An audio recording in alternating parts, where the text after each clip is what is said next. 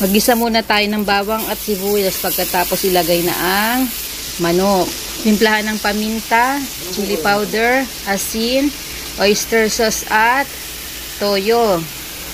Halu-haluin lang yan hanggang sa kumapit ang lasa dun sa manok. Pag iga na at may mantika na siya, ilalagay na natin ang pineapple tidbits. At lalagyan din natin yun ng asukal. Siyempre, adobo yan. At lalagyan ulit natin ng toyo at laurel. Pakukulan natin ng konti para kumapit yung lasa niya. Mas masarap ito na merong chili garlic. Kaya lalagyan natin ng konti. Hahaluin natin ng maigi. At titikman natin kung ano ang lasa para alam natin kung ano ang kulang.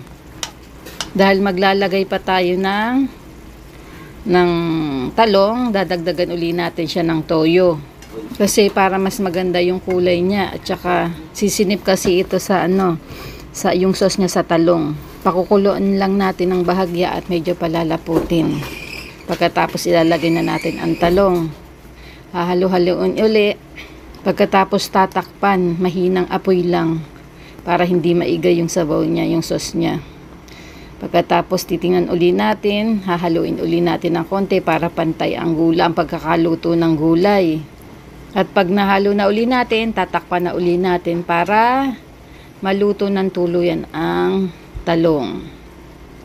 At syempre, hindi naman matagal maluto ang talong dahil gulay ito. Muli natin titikman para malaman natin kung tumabang ang lasa niya. Ayan, Be, luto na. Luto na. Luto na.